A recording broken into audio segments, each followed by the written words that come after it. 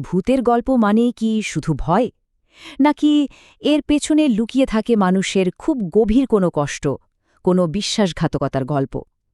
আজ আমরা ঠিক এমনই একটা গল্প নিয়ে কথা বলতে চলেছি। এটা শুধু একটা ভূতের গল্প নয়, ভালোবাসার নামে এক চরম প্রতারণার কাহিনী। চলুন এই পারিবারিক ট্র্যাজেডির গভীরে ঢোকা যাক। তো গল্পের শুরুটা হচ্ছে এক অন্ধকার ঝোড়ো রাতে। চারিদিকে একটা অদ্ভুত জমাট বাঁধা নিস্তব্ধতা। মনে হচ্ছে যেন বাতাসে কোনো একটা অশুভ সংকেত ভেসে বেড়াচ্ছে। আর এই থমথমে পরিবেশটাই, বুঝতেই পারছেন, আমাদের কাহিনীর জন্য একদম পারফেক্ট একটা সেটআপ তৈরি করে দিচ্ছে। গল্পের ঠিক মাঝখানে আছে চারজন বন্ধু, রঞ্জিত, জয়, বিক্রম আর সুজিত। ওরা সবাই মিলে বেশ ছুটির মেজাজে ঘুরতে বেরিয়ে পড়েছে। কিন্তু ওরা তো আর জানে না যে এই আনন্দযাত্রায় খুব শিগগিরই এক ভয়ঙ্কর দুঃস্বপ্নে পাল্টে যেতে চলেছে।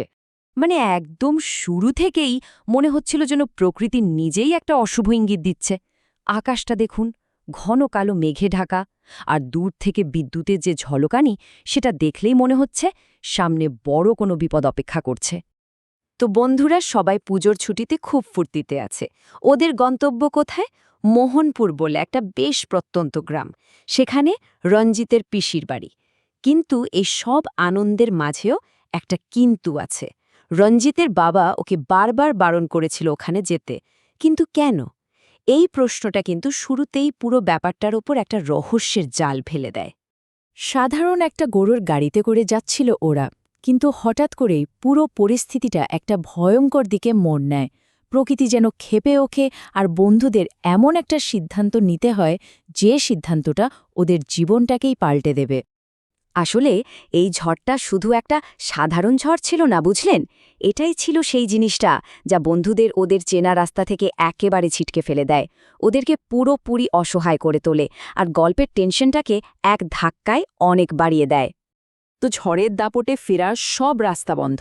ওর এখন পুরোপুরি নিরুপায়। সামনে শুধু একটাই রাস্তা খোলা, একটা অজানা বিপজ্জনক আশ্রয়ের দিকে এগিয়ে যাওয়া। মানে সোজা কথায় এখান থেকে আর ফেরার কোনো উপায় নেই। তো সেই কুঁড়েঘরের ভেতরে গিয়ে ওরা দেখে যে একজন নিরীহ চেহারার বৃদ্ধা বসে আছে।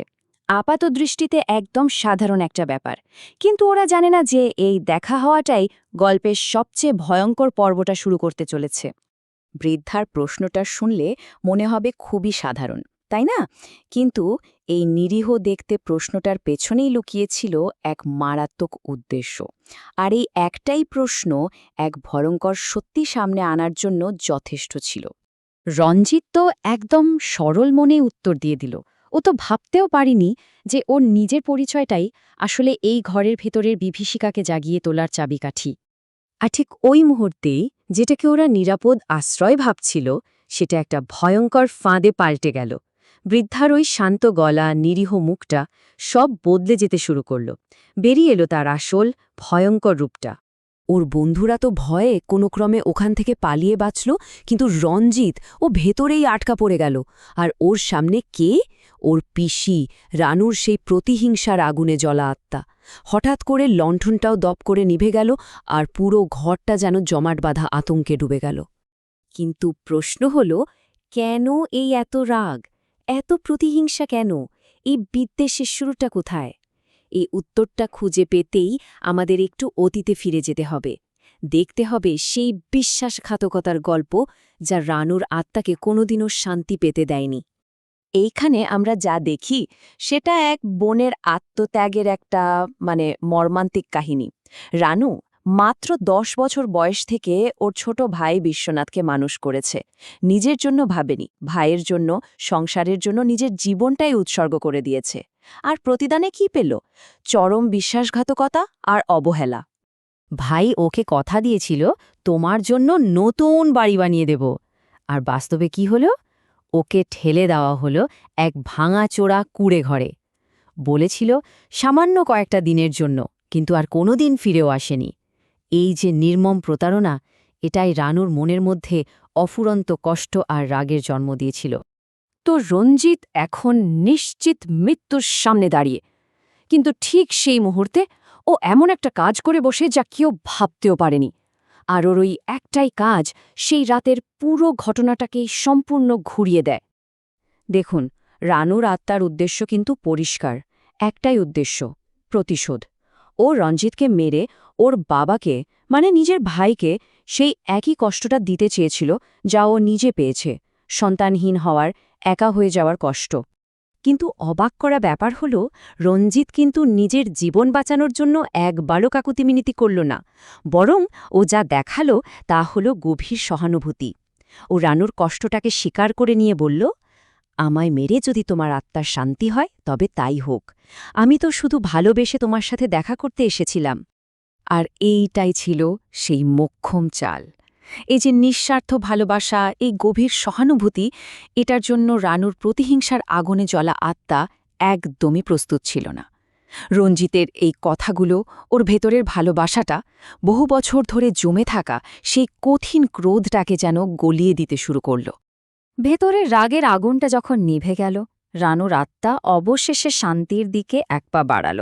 কিন্তু চলে যাওয়ার ঠিক আগে সেই গল্পের সবচেয়ে জরুরি শিক্ষাটা দিয়ে গেল। তাহলে এই ভূতের গল্পের আড়ালে আমরা আসল শিক্ষাটা কি পেলাম?